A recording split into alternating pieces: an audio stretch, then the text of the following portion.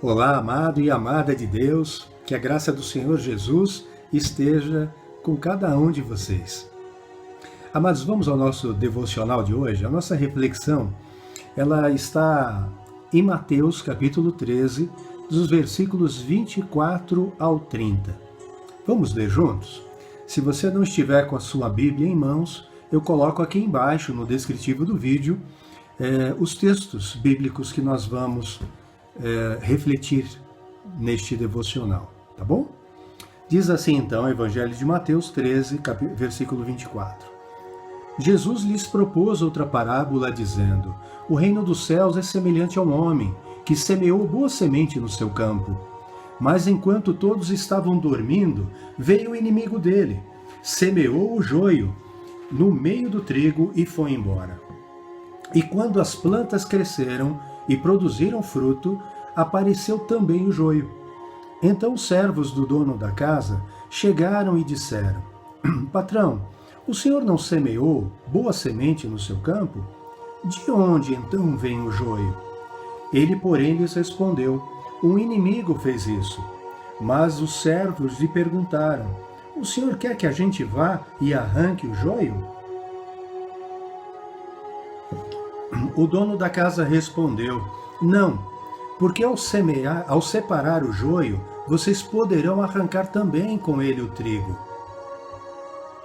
Deixem que cresçam juntos até a colheita. E no tempo da colheita, direi aos ceifeiros: ajuntem primeiro o joio e amarrem-no em feixes para ser queimado, mas recolham o trigo no meu celeiro. Vamos orar? Pai amado, Deus querido, obrigado, Senhor, por Tua palavra.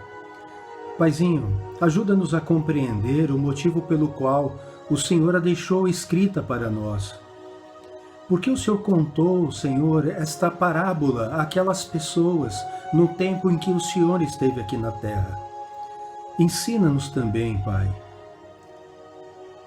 Pai, que a Tua semente não encontre em nós um solo rochoso, em que a Tua semente não possa crescer. Não encontre em nós espinhos que possam sufocá-la. E nem que ela caia à parte e o inimigo venha e arrebate-a do nosso coração. Mas que ela encontre em nós, Pai, um solo fértil, preparado, um coração puro que Te ama e Te respeita, Pai, e quer muito aprender com o Senhor. Paizinho, que essa santa semente, ela produza em nós frutos a 30, a 60 e a 100 por um. Em nome do Senhor Jesus, abençoa, Pai, cada amado que acompanha este devocional. Abençoa cada um deles. Protege-os do mal, Pai.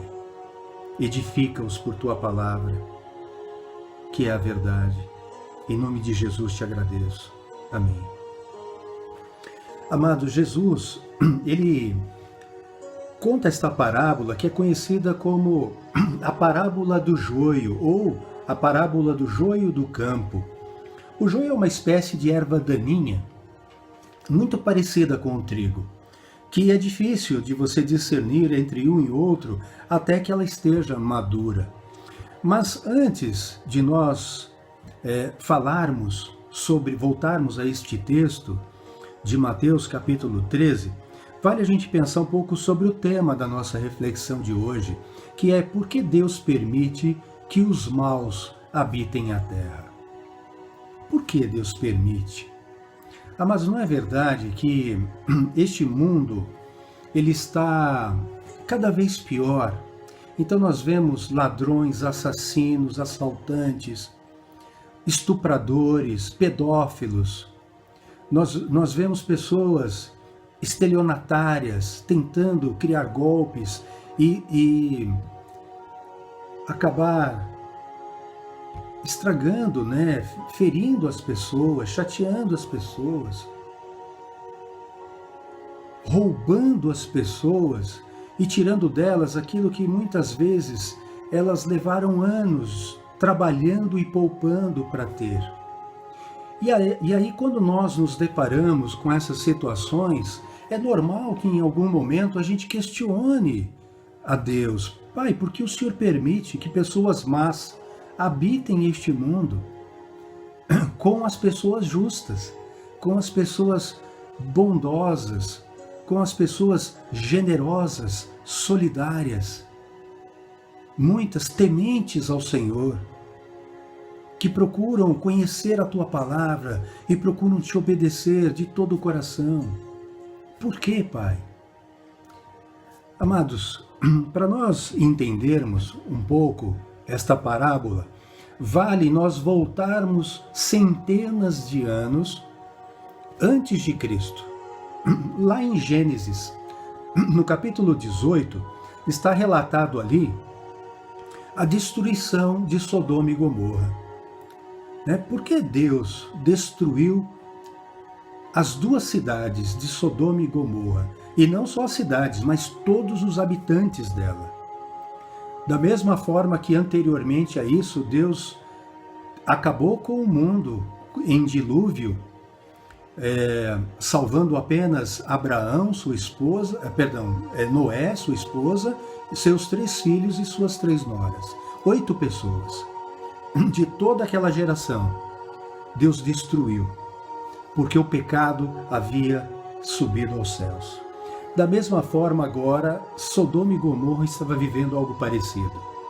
O povo estava completamente corrompido, pervertido. Os pecados deles se multiplicaram grandemente, diz a palavra, lá em Gênesis capítulo 18.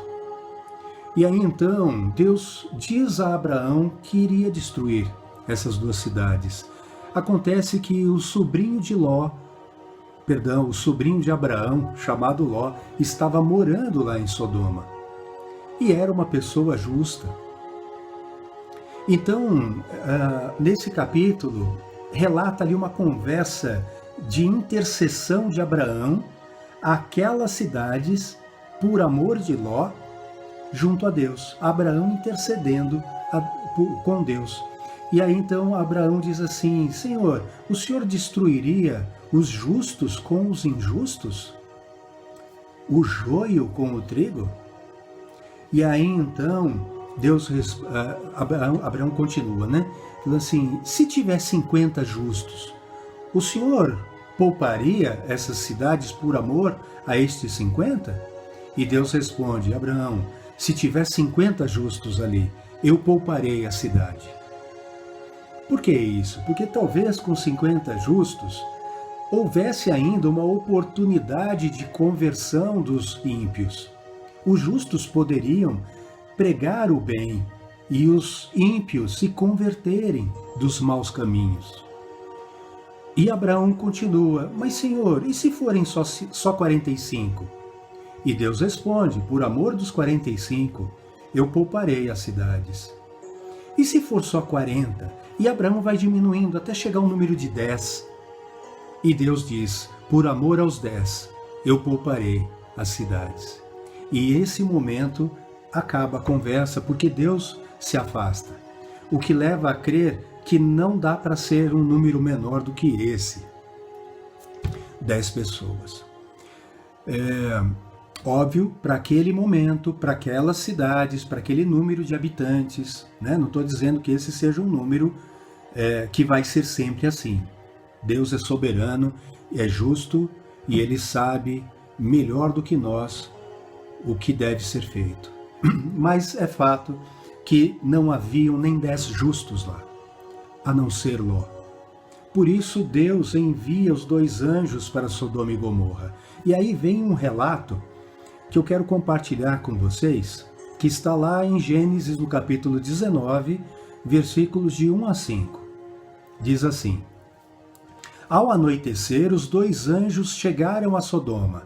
Ló estava sentado junto ao portão da cidade. Quando viu os anjos, levantou-se e, indo ao encontro deles, prostrou-se com o rosto em terra e lhes disse: por favor, meus senhores, venham para minha casa, para a casa deste servo de vocês. Poderão passar a noite, lavar os pés, levantar-se de madrugada e seguir o seu caminho. Ló não sabia, que eles eram os anjos e qual era o motivo de estarem lá. Mas eles responderam: não, passaremos a noite na praça. Ló insistiu tanto que eles foram e entraram na casa dele. Deu-lhes um banquete, fez assar uns pães sem fermento, e eles comeram. Mas antes que eles se deitassem, os homens daquela cidade cercaram a casa. Eram os homens de Sodoma, tanto os moços como os velhos, sim, todo o povo de todos os lados. E chamaram Ló e lhe disseram: onde estão os homens que à noitinha entraram na sua casa? Traga-os aqui para fora, para que abusemos deles. Amados, vou repetir. Traga-os para fora, para que abusemos deles. Amados, infelizmente, o mundo está caminhando para a mesma libertinagem que havia em Sodoma e Gomorra naquele tempo. Os pecados sexuais estão sendo cada vez mais incentivados, e a estratégia de Satanás é justamente essa, né? É fazer com que esses pecados se tornem normais. Então, é fazer com que o errado se torne certo, o desrespeito aos pais, aos mais velhos, a falta de amor ao próximo, o culto a si mesmo. Tudo isso está cauterizando a mente das pessoas até que o pecado domine por completo o ser humano e seja irreversível. E aí então virá o fim. Jesus voltará, amados, e resgatará a sua igreja, os remanescentes fiéis, e destruirá aqueles que rejeitaram os seus mandamentos, a sua palavra, a sua verdade. Amados, voltando ao texto de Mateus, capítulo 24 a 30, muitos cristãos se perguntam: por que Deus permite que os maus habitem na terra? E a resposta, amados, é muito simples. Deus é paciente e misericordioso e espera que as pessoas cheguem ao pleno conhecimento da verdade e se arrependam, se convertam do seu mau caminho e vivam, para que o justo não seja destruído com o injusto, com o ímpio. Deus os deixa crescer juntos até o tempo da colheita, até o tempo da sua volta para juízo. Jesus veio a primeira vez, há 2000 anos aproximadamente, para a justiça, para a salvação, para resgatar aqueles que pertencem a Deus, mas estavam perdidos em um mundo que rejeitava os ensinamentos de Deus. Então Jesus vem resgatá-los por amor e morre no lugar de todos aqueles que aceitam essa salvação por uma graça de Deus, e uma graça imerecida. Por isso é graça, é de graça. Quando eu trabalho, o salário é um direito, é uma dívida que o meu patrão adquire comigo. Mas Deus nos deu a salvação de graça, amados. Nós não merecíamos. Ele nos deu uma oportunidade de nos arrependermos e o buscarmos de coração, em espírito e em verdade, e cumprir tudo aquilo que Ele preparou para nós, seus filhos. Deus não vai arrancar o joio da terra para que não arranque juntamente o trigo. Se houvesse 50 justos, 45, 10 justos em Sodoma e Gomorra, Deus pouparia todas aquelas pessoas pecadoras, todo aquele joio, por amor do pouco trigo que tivesse no seu campo. E é isso que está acontecendo hoje, amados. Então, não questione a Deus. É por amor e misericórdia que Ele permite que o joio cresça com o trigo. Eu já fui joio, pela graça de Deus. Eu entendi a palavra dEle. Me converti dos maus caminhos, da desobediência, que é o pecado.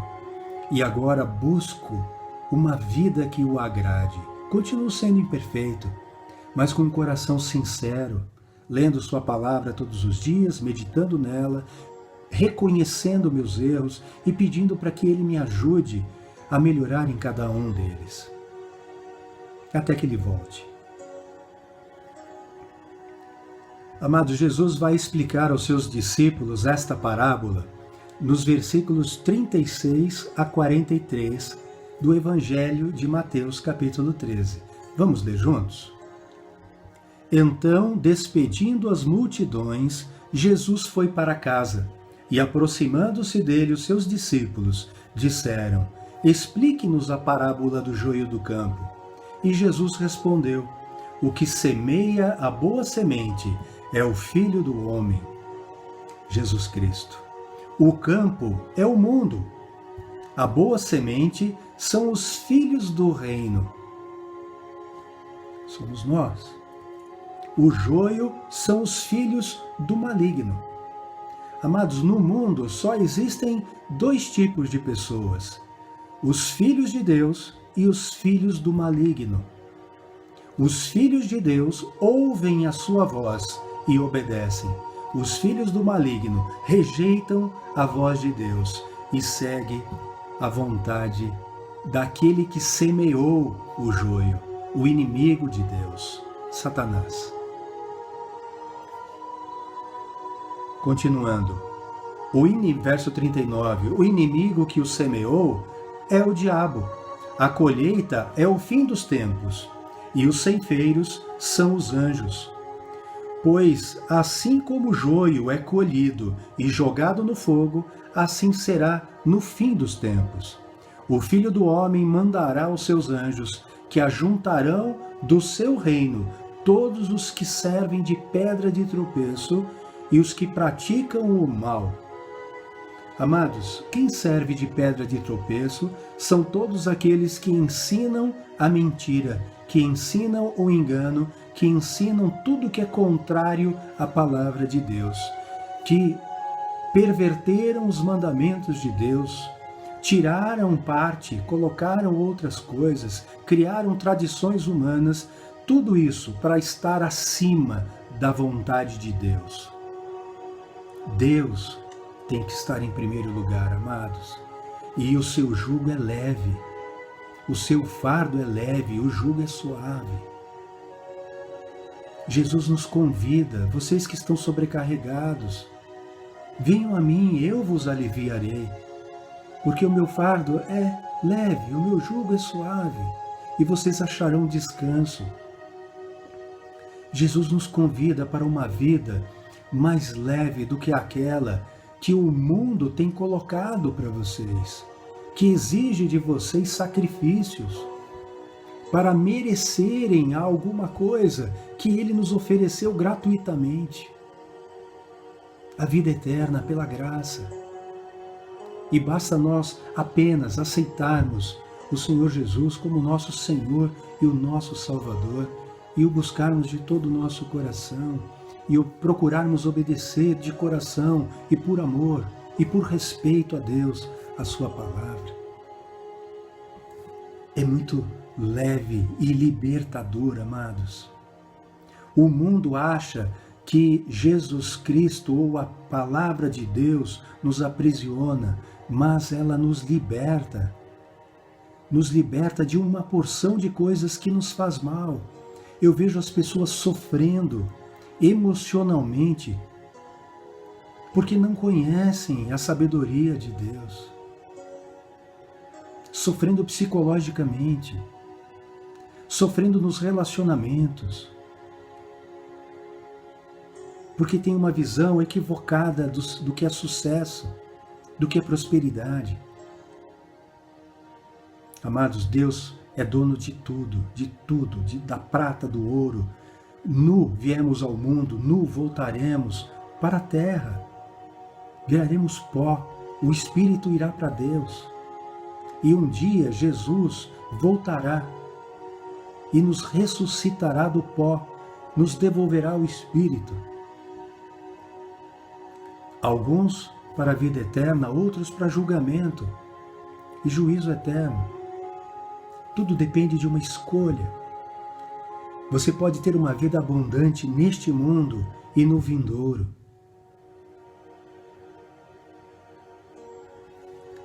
Amados, continuando aqui, né? Vou voltar aqui o versículo 41. Filho do homem mandará os seus anjos que ajuntarão do seu reino todos os que servem de pedra de tropeço e os que praticam o mal, e os lançarão na fornalha acesa. Ali haverá choro e ranger de dentes.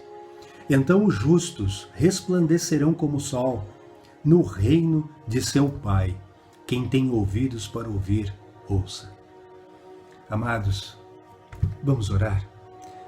Pai, dá-nos ouvidos para ouvir e compreender a Tua palavra, Pai. Dá-nos olhos que enxerguem a Tua bondade, o Teu amor, a Tua misericórdia. Enxerguem a Tua palavra, Pai. Mais do que um entendimento humano, mais do que a racionalidade humana, que nós possamos ver, Senhor, o Teu reino, enxergar a Tua palavra. Que a Tua face, Pai, resplandeça sobre nós. Que o nosso coração, Pai, esteja aberto para Te ouvir, para compreender. Que seja quebrantado, Senhor, que nós possamos nos arrepender de coração e nos converter dos maus caminhos, de tudo aquilo que nós fazemos e já sabemos, Pai, porque em algum momento lemos na Tua palavra, mas insistimos no caminho errado, Senhor. Satanás tem nos cegado, nos ouvido e tem endurecido o nosso coração para que nós sejamos cegos, guiados por guias cegos, para que nós sejamos destruídos como ele também será, porque ele já está condenado, Pai, e o seu tempo está no fim.